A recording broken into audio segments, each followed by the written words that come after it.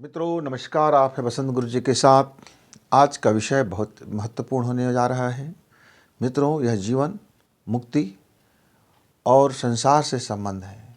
यदि कोई कड़ी है ईश्वर प्राप्ति, खुद की प्राप्ति और आत्मबोध की यात्रा, आप कुछ भी नाम ले लें तो वह एक गृहस्थ आश्रम। गृहस्थाश्रम मित्र हमारा शुरू हो जाता है बचपन से ही।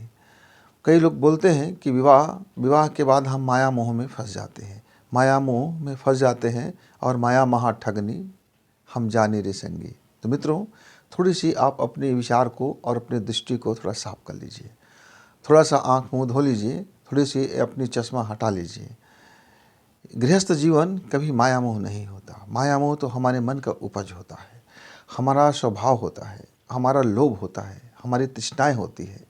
जिह्वा कभी स्वाद की ओर हमको नहीं ले जाता। जिह्वा में जो ग्रंथियाँ होती है, ये ग्रंथियों का जो हमारे मस्तिष्क के तार तक जो जुड़े होते हैं, वे हमारे जिह्वा में स्वाद उत्पन्न करते हैं। नहीं तो मरा हुआ जिह्वा में भी स्वाद होता तो जीवित जिह्वा की आवश्यकता क्यों पड़ती। मित्रों, इसी तरह से यदि यह जीवन है, यह संसार है, इस संसार को में एक यात्रा है। इस यात्रा को यदि आप यात्रा की तरह देखते हैं तब आप इसको मान सकते हैं कि ये किराए का घर है, शरीर मेरा नहीं है। जब ये शरीर मेरा नहीं है, जहाँ है वहीं छोड़ जाना है, मेरा जीवात्मा को ये सिर्फ कुछ समय के लिए यात्रा के लिए मिला हुआ है। तो यात्रा यदि हम मान लेते हैं मित्र अपने जीवन को, तो इस हमारे जो संगी साथी चलते हैं यात्रा में रहने वाले, वो भी हमारे स्थायी नहीं होते। तो यह आत्मबोध हमें जागृत हो जाता है, तब इसमें हम कहाँ इस पचड़े में फिर फंसे रह जाते हैं। तो हमारे बहुत से मित्र क्या करते हैं, सोचते हैं कि चलो संन्यास धारण कर लें। तो संन्यास मतलब क्या? संन्यास का परीक्षा कहाँ होगा, उसका एग्ज़ाम कहाँ होगा? आप संत हो, आपका एग्ज़ाम कहाँ होगा? माना कैसे जाएगा कि संत हो? किसी ने कहा तुम संत हो, तो माना कौन जाता है कि संत है? तो मित्रों, इस संसार में ही रह करके, यही से गृहस्थ आश्रम में रह करके इसके सब के एग्ज़ाम होता है और इस रास्ता से गुजरने का एक वह सुगम रास्ता भी मिलता है। मान लीजिए मैं आत्मसंयमी हूँ, मैं जिह्वा संयमी हूँ, मैं जितेंद्रिय हूँ और मैं भूख को जीत लिया हूँ, मन को जीत लिया हूँ, वगैरह वगैरह तमाम मैं यदि मैं दावे करूँगा तो इस दावे का एग्ज़ाम कहाँ होगा, इसकी परीक्षण कहाँ होगा, इसका प्लेटफॉर्म कहाँ होगा, इसका मंच कहाँ होगा? स्वाभाविक है इसका मंच परिवार में ही होगा, क्योंकि आपका जो लोभ है वो बाहर से दिखता नहीं है मित्र, लेकिन घर वालों को मालूम होता है कि आप कितना लोभी हो, आप कितना लंपट हो, आपका सोच कितना कमीना है, आप कितना सदाचारी हो, आप कितना संत हो, आप कितनी बेवकूफ़ हो, आप कितना गंवार हो। इसकी तो पूरी की पूरी जानकारी मित्रों और हिस्ट्री तो घर में ही रहता है ना, घर वाले ही जानते हैं ना। हमारी सारी असलियत तो हमारे परिवार के बीच में ही जानी जाती है। तो दुनिया के लोग जो सर्टिफिकेट देते हैं वो एक दूसरा कैटेगरी का हो जाता है मित्र। तो इससे फिर आपको समझना होगा। तो ये जो विवाह होता है, ये विवाह के बाद हमारा सबसे असलियत ज़िंदगी सामने आता है।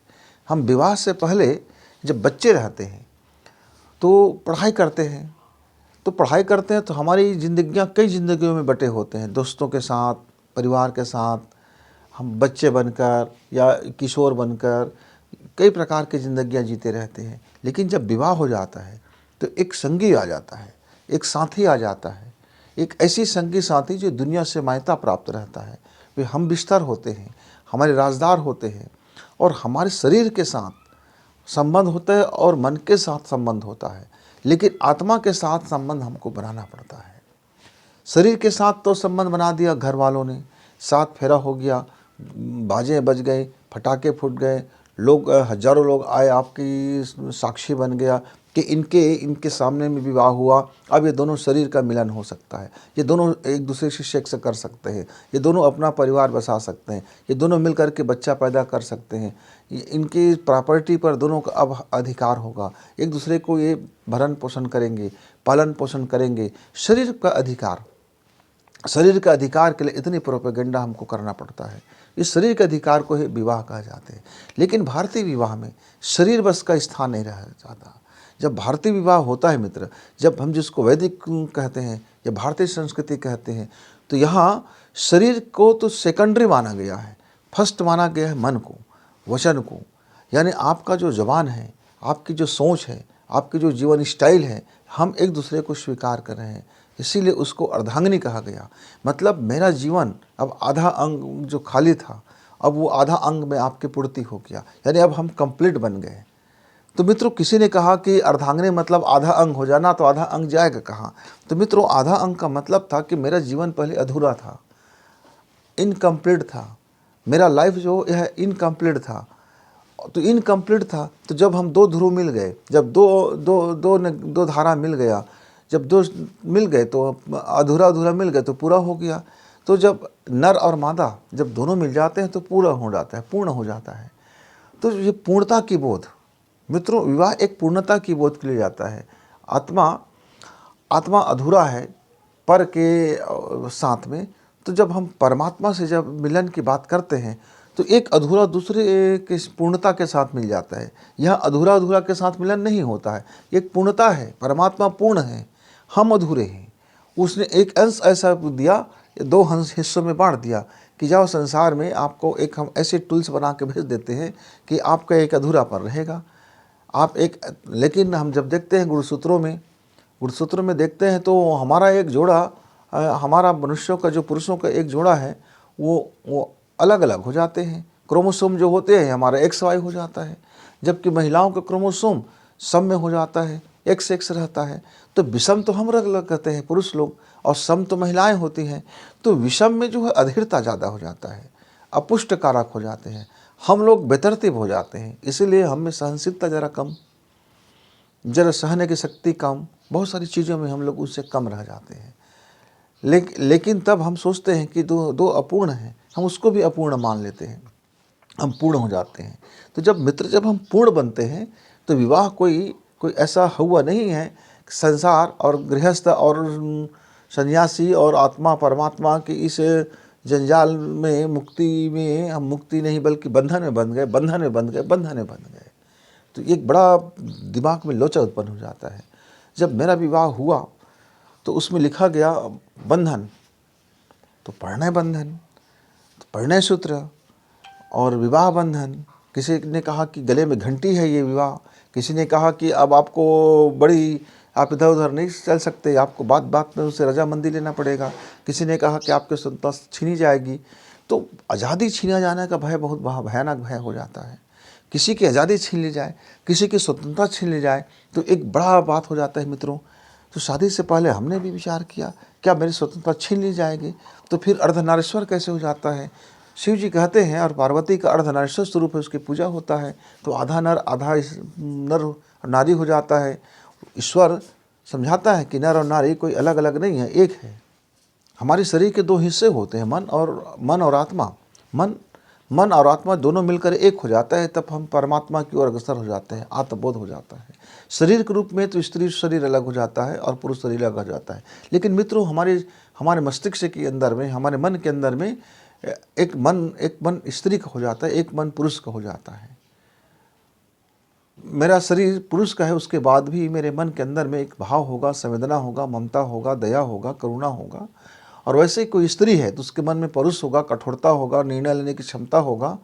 तो गुण को भी स्त्री और पुरुष कहा गया, इसीलिए कि जैसे बहुत सारे गुण मातृत्व गुण हो जाता है, मतलब संवेदना, भावना, प्रेम, ये सब स्त्री का गुण है। लेकिन कठोरता, परुषता, परिश्रमी और निडरता, अभय हो जाना और कठोर परिश्रम करना, ये पुरुष का गुण हो जाता है।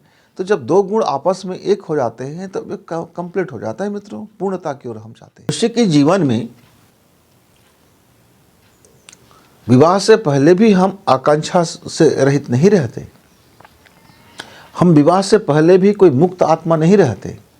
हम इस लपेटे में लपटे रहते हैं। मम्मी है, पापा है, भाई है, बहन है, मेरा व्यवसाय है, मेरा कपड़ा है, मेरा पैसा है, मेरा हाथ है, मेरा कारोबार है, मेरा एक नाम है, मेरा एक जाति है, मेरा एक धर्म है, मेरा एक देश है। हम इन तमाम चीज़ों में घिरे रहते हैं। हम यहाँ से मुक्त नहीं रहते।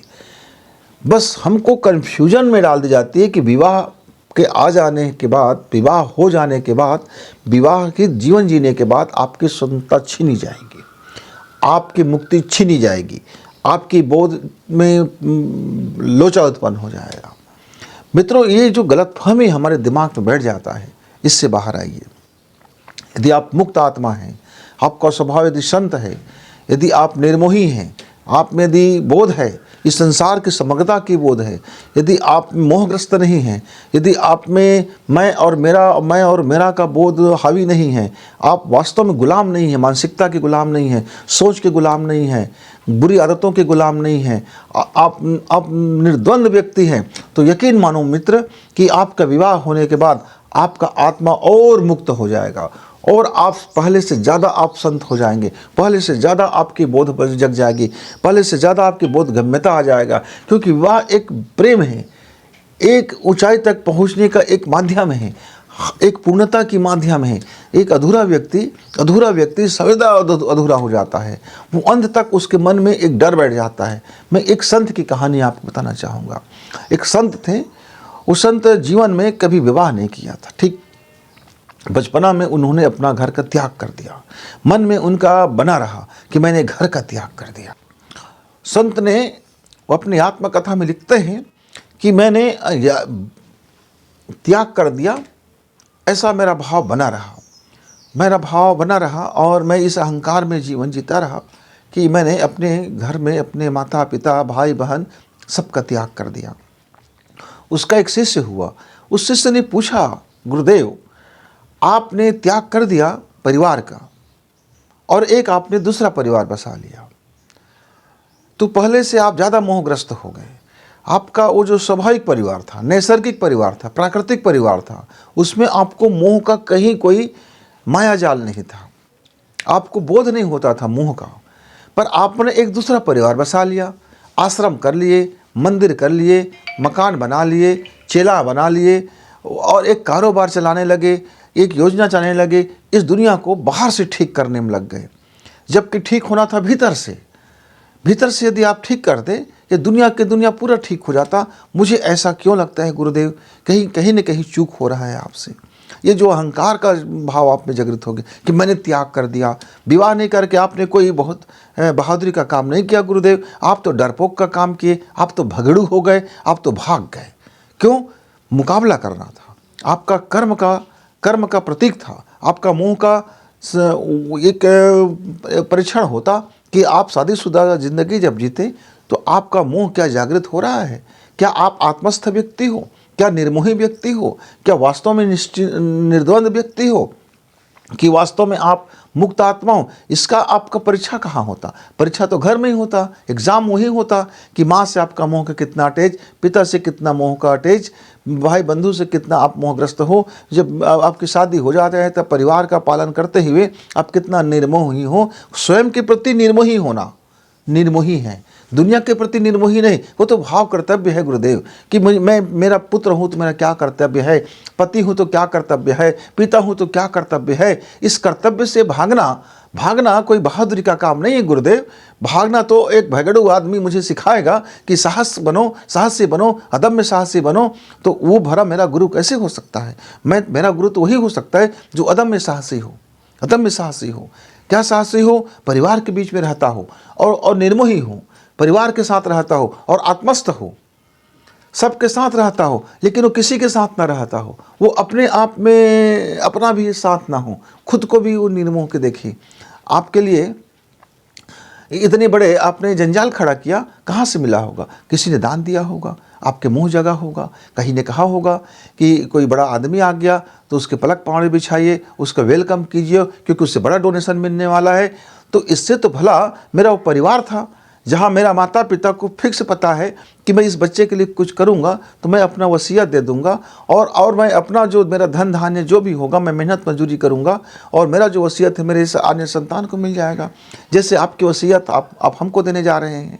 हम गुरु का वसीयत शिष्य लेने के लिए लड़ते झगड़ते हैं। कितनी जगह कोर्ट कचहरी होता है कि मेरा गुरु का आश्रम है, मेरा इतना भव्य आश्रम है, मैं अरबपति आश्रम में रहता हूँ, मेरे भी एक गद्देदार कुर्सियाँ हैं, मेरे पास भी एक महंगे महंगे कपड़े हैं, हीरे मोती हैं, इतने पूंजी है, उसका भी ऑडिट होता है। तो आप संसार से बाहर कहाँ गए? आप परिवार से बाहर कहाँ गए? एक दूसरे छद्म परिवार में आपने बस गया। पर आपको लगातार चिंता सताता होगा कि कहीं कोई लड़की आ जाए, कहीं कोई स्त्री आ जाए तो मेरा अंदर का डावाडोल ना हो जाए, तो उस चक्रव्यूह में आप फंस जाओगे। गुरुदेव, आप हमेशा भयातीत रहते हैं कि कोई लड़की आपको स्पर्श कर न ले, कोई महिला आपको स्पर्श कर न ले, क्योंकि आपका अंदर का वासना कहीं जाग न जाए। आप सदैव सजग होने की, सजग नहीं बल्कि डरा हुआ होते हैं। सजग तो हम गृहस्थ लोग हो जाते हैं, क्यों? हमको पता है वासना क्या है, तृष्णा क्या है, लोभ क्या है, क्या पीड़ाएं होती है। जब मैं जिससे प्रेम करता हूँ, मोह करता हूँ, उसके साथ कुछ अनहोनी हो जाता है, कुछ ऐसी घटनाएं हो जाती है, तो मेरे अंदर कितना उद्वेलित हो जाता है और मैं अपने प्रियतम को पाने के लिए कितना व्याकुल हो जाता हूँ। और यही व्याकुलता मुझको परमेश्वर की ओर यदि डाइवर्ट हो जाए तो मैं मुक्त हो जाऊँगा। गुरुदेव, मुझे वो कहानी याद आता है तुलसी की। जब तुलसी को उसकी प्रियतमा ने कहा कि जितना प्रेम मुझसे करते हो, भला इसका थोड़ा भी अंश ईश्वर से कर लेते तो मुक्त हो जाते, तो वह उसको मुक्ति का मार्ग मिल गया। उसको मुक्ति का मार्ग दिखाने वाला कौन थी? उसकी विवाहिता थी। तो गुरुदेव, ये जो विवाह की जो है, यह एक बोध यात्रा है, ऐसा मुझे जान पड़ता है। और इस बोध यात्रा में कहीं कोई रुकावट नहीं है, ऐसा मुझे जान पड़ता है। क्योंकि मैं देखता हूँ, कितने संतों को देखता हूँ गृहस्थ जीवन, कितने लोगों को देखता हूँ गृहस्थ जीवन, और गृहस्थ जीवन से ही एक मुक्ति का मार्ग खुल जाता है। महान संत ने अपने आत्मकथा में लिखते हैं, फिर इसके बाद इस संसार में मुझे वास्तव में मैं अधूरा रह गया। मेरा तो मुक्ति होते होते भी एक कामना बच जाएगा, या एक डर बचा रह जाएगा। कामना नहीं तो डर बचा रह जाएगा कि कहीं मेरा वासना से पाला पड़ गया तो क्या मैं इस एग्ज़ाम में पास हो पाऊंगा कि नहीं हो पाऊंगा। कहा जाता है कुछ चौथेपन में एक विवाह की, तो उनके जो गुरु था, उन्होंने अपने अधूरेपन को जांचने परखने के लिए वो अपने आश्रम छोड़ करके निकल गए और आश्रम को हवाले कर दिया गोरखनाथ की। अब उनका जो गुरु था वो चलते चलते एक राजकुमारी से मोहासक्त हो गया, मोह में फंस गया, और वो उसने विवाह कर ली। चौथापन था, मतलब काफ़ी उम्र हो चुका था। अब मित्रों, यहाँ देखने वाली बात यह है कि वह जब सब कुछ जीत चुका था, यानी वो मुक्त आत्मा था, जब उसके भीतर में ये सारे चीज़ों के लिए कोई ऐसा भय नहीं था, तो वह वासनाग्रस्त कैसे हो गया? क्योंकि उसके जीवन में सब कुछ तो था, सब कुछ सबसे गुजरा तो था, लेकिन एक अपनी स्त्री पक्ष से वो अनटच होने के कारण उसका जीवन अधूरा हो गया था। अब वह राजकुमारी की मोह में पास में बंद करके उसने विवाह कर ली। तो राजकुमारी का दोष कतई नहीं था, दोष तो था उस महान गुरु का कि जिन्होंने मोह को जीत नहीं पाया था, वासना के वशीभूत हो गया। क्यों? क्योंकि दबाया गया था, वासना बचपन से दबाया गया था कि संत होने के भाव में उन्होंने डर के बारे अपनी वासना को निरंतर दबाते रहे, और वासना को एक दिन मौका मिल गया अपने पूर्णता में आने के लिए, इसीलिए वह अपने आप को खो बैठा और विवाह कर ली, और उसका एक संतान हो गया। अब इनको गुरु गोरखनाथ को बड़ा दुख होने लगा कि उसका गुरु अब बोध यात्रा से उसने अबोध यात्रा की ओर लौट गया, अब मूढ़ हो गया, अब वो संत हो गया। इतना संत आदमी संत हो गया, कैसे संत आदमी संत हो सकता है? इतना महान आत्मा कैसे ये छोटे से दायरे में बन सकता है? उसने चिंतन किया, मनन किया, देखा कि मेरा गुरु तो वाकई में वासना के भय के वो जीतने के चक्कर में, वासना को दबाने के चक्कर में वह वासनाग्रस्त हो गया था, इसीलिए वह मोहांध हो गया। और वह फिर खोजते खोजते अपने गुरु के पास चला गया। वहाँ जा करके अपने गुरु से कहा कि जो तुम्हारा मोह है किस में है? संतान में है कि स्त्री में है? अब गुरु फंस गया कि उसका वास्तविक मोह संतान में है कि स्त्री में है। तब उन्होंने देखा कि उसका जो मोह था उसके भीतर था, क्योंकि पहले वासना को उन्होंने दबाया था, और वासना को दबाने के कारण में वो उसका एक स्त्री के साथ एक जब संसर्ग में आया, जब उसका जो शरीर था, जो वासना शरीर था, जो उनका जो कुंडलिनी था, उनका जो शक्ति था, वह नीचे हो गया। जो ऊर्ध्वगामी होना था वो नीचे में बहने लगा, मोह में बहने लगा, शरीर सुख में बहने लगा। तो शरीर और मन का तालमेल बैठ गया, तो मोह में फंस गया। तो गुरु गोरखनाथ ने अपने गुरु को ऐसा लताड़ा, ऐसा बात कही, ऐसी सत्संग हुआ, ऐसे दोनों के बीच में बातें चली, और उनके जीवन से फिर उसने मुक्ति का रास्ता खोजा। उसकी पत्नी और बच्चे को सामने लाया गया और उसको समझाया गया, बताया गया, और ऐसे वह करते करते करते करते कई प्रयोगों का दौर से गुजरना पड़ा। कई प्रयोग किए गोरखनाथ ने। अंततः उनके गुरु का मोह टूटा, आत्म जागृति हुई, आत्मबोध हुआ और अपने शिष्य से कहा कि बेटा तू मैं तो तेरा नाम का गुरु हूँ, पर तूने मुझे आत्मबोध की ओर अग्रसर किया। यदि तू ये ना बताया होता तो मेरी आत्मा कभी मुक्त न हुआ होता। मैं हमेशा भय में रहता, वासना क्या है मैं समझ नहीं पाता। इसलिए नहीं समझने के कारण मैं जीतने के चक्कर में मैंने जिह्वा को जीतने की कोशिश की, जिह्वा में पड़ गया, स्वाद भोजन में पड़ गया। मैं शरीर को जीतने की कोशिश की, शरीर के मोह में फंस गया। मैं वासना को जीतने की कोशिश की, वासना में डूब गया। मैं लोभ को जीतने की कोशिश की, लोभ में डूब गया। माने मैं जितने बार जीतने की कोशिश किया जिन चीज़ों को और दूर भागा, मुझे अंततः वो दबोच लिया। लेकिन जब आपने समझने की कोशिश किया, कहा कि इसको समझना है, जीतना नहीं है, जीता नहीं जा सकता, ऊर्जाओं को जीता नहीं जा सकता, शब्दों को जीता नहीं जा सकता, तो जीतने के बजाय सजगता और समझने की कोशिश की, तो मेरा यह आँख खुल गया, मैं आत्मबोध से भर गया और आत्मस्थ हो गया। तो मित्रों, जिंदगी में विवाह आपके मुक्ति के मार्ग में कोई बाधा नहीं। आप बिना विवाह के भी मुक्ति को मार्ग में चल सकते हो। लेकिन यदि आपका शादीशुदा जिंदगी नहीं है तो कहीं न कहीं आपके मन में एक भय बैठ सकता है, वासना का भय, मोह का भय, और आप कभी न कभी ऊपर से नीचे गिर सकते हो। लेकिन यदि आपने इन तमाम परीक्षण से गुजर गया है, ये तमाम प्लेटफॉर्म से में आप हो और यहाँ आप अपनी उपासना करते हो, अपनी आराधना करते हो, अपना कर्तव्य कर्म करते हुए, भागना नहीं है मित्र, भागना नहीं है कहीं संसार से। इस संसार में ही रहना है। इस संसार के रह नहीं हुए, साथ में रह करके, ये जो परिवार है, ये एक संसार है, ये जो वृक्ष है, लताएं हैं, पशु है, पक्षी है, ये हम एक दूसरे से जुड़े हुए हैं। आखिर में आप भाग के जाते कहाँ हो? वही रह जाते हो, वह एक दूसरा संसार बसाते हो। संसार का प्रारूप बदल जाता है, फॉर्मेट बदल जाता है, पर संसार तो तब भी रहता है, उसका स्वरूप बदल जाता है। आप धन तो वहाँ भी कमाते हो। बस ये है कि आप दुनिया को ये कहते हो कि मैं शादीशुदा नहीं हूँ। मतलब क्या है? मतलब ये है कि मैं वासना शक्त व्यक्ति नहीं हूँ। सिर्फ सेक्स आपके लिए अड़चन है? नहीं मित्र, सेक्स तो उसका एक हिस्सा है। उसके अलावा आपके जीवन में सब रहता है, और डर के मारे आप भयभीत होकर के आप दुनिया भर में अपने को लगाम लगाते फिरते हो, और लगाम लगाते हुए कोई व्यक्ति मुक्त नहीं हो सकता। मुक्त तो हुआ जा सकता है आत्मबोध से, स्वयं को जान करके, स्वयं की यात्रा में, भीतर की यात्रा में, जहाँ कोई अड़चन नहीं है, बल्कि सब सहायक है। सारे लोग सब सहायक है। कीट पतंगे, पशु पक्षी, वनस्पतियाँ, सब आपके और हमारे अभिन्न अंग है मित्र। आप इनसे बच के जा कहाँ सकते हो? तो उसमें एक अड़चन पैदा कर दी जाती है, कहा जाती है कि वह हमें नरकगामी बना देते हैं। नहीं मित्रों, ये उन सोच के लिए है कि जो हमेशा दबाते कुचलते रहते हैं और उसके विरुद्ध में एक अभियान चलाते हैं। इसलिए मित्रों, विवाह आपके आत्मबोध की एक यात्रा में वो सहयोगी है, सहचरी है। आप दोनों का जीवन बोधगम्य हो सकता है। आप दोनों का जीवन इस संसार में रहते हुए, आपने ब्रह्मचर्य सुना होगा।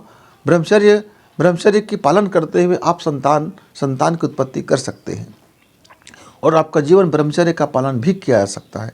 उसी तरह से आप गृहस्थ में रहते हुए अपने इस ईश्वर की यात्रा में, परमात्मा की यात्रा में, अपने मुक्त होने की यात्रा में, अपने आत्मबोध की यात्रा में आप बिल्कुल 24 घंटे जा सकते हैं मित्र। उसमें कोई राय रत्ती बाधा नहीं है।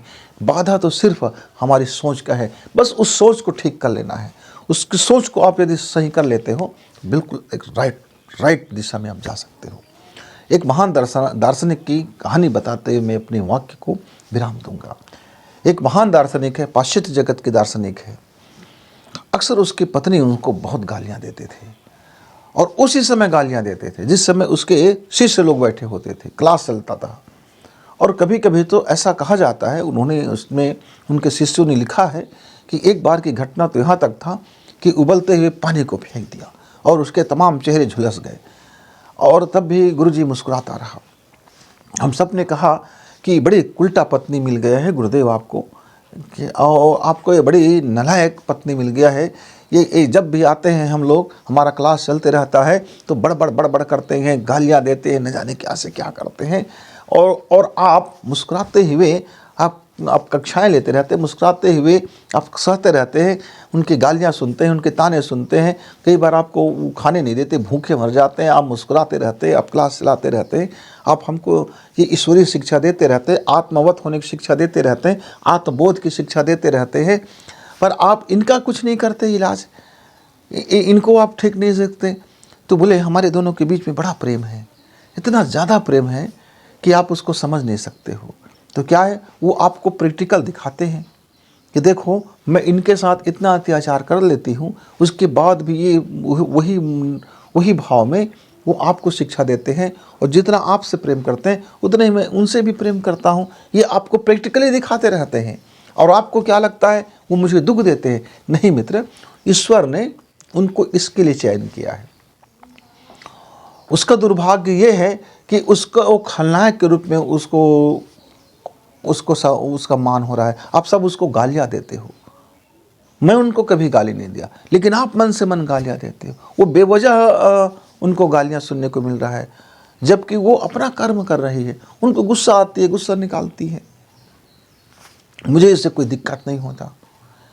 और कहा जाता है कि उसकी समाधि से पहले उसकी पत्नी ने कहा कि मैं ये सारा चीज़ अपने पति को खो जाने के डर के कारण करती थी, कहीं ये विवाहित ज़िंदगी से बाहर ना चला जाए, ये मुझको छोड़ दे, ये मुझको तमाम कर दे, ताकि इनका जीवन मुक्त हो जाए, क्योंकि ये मैं जब तक कि मैं कुछ उपद्रव नहीं करूँगी ये मुझे तलाक नहीं करेंगे, और वो मेरे कारण से इनका जो ईश्वरी भक्ति है, इनका जो तपस्या है वो कमज़ोर पड़ रहा है। इसलिए मैं अपने गुस्से को जानबूझ करके उपद्रव करती थी, लेकिन मेरा पति तो मुक्त आत्मा था। वो मेरा जीवन, वैवाहिक जीवन से उसका कोई परेशानी नहीं था। तमाम मैंने किया, लेकिन उसका जो मुक्त आत्मा मुझे कन्वर्ट कर दे, बदल दिया। मित्रों, उसने खूब प्रेम किया, एक दूसरे से प्रेम करते थे, और खूब जिंदगी जिया, दोनों मुक्त हो गए। तब उनके पति ने बताया, दार्शनिक ने बताया कि मुझको जितना भी दर्शन शास्त्र में जो ज्ञान मिलता है, हम दोनों जब बैठते हैं तो चिंतन करते हैं, मनन करते हैं, विचार करते हैं, ये उसी का परिणाम है कि जो मैं आपको कक्षा में शिक्षा देता हूँ। तो मित्रों, वैवाहिक जिंदगी एक पाठशाला है, आत्मबोध की पाठशाला, मुक्त होने की पाठशाला। ये आपको मंच प्रदान करता है कि आपके अंदर के तपस्या करने के लिए, आपके अंदर के मुक्त आत्मा के लिए, आपके अंदर के परमात्मा के लिए। इसलिए विवाह को सिर्फ भोग मत मानिए, यह योग का एक सबसे बड़ा उत्तम साधन है मित्रों। तो जब तक आप अपने विवाह को आत्मबोध की तरफ ले जाएं, आकांक्षा से मुक्त बने, तब तक गुरु जी को विदा। नमस्कार।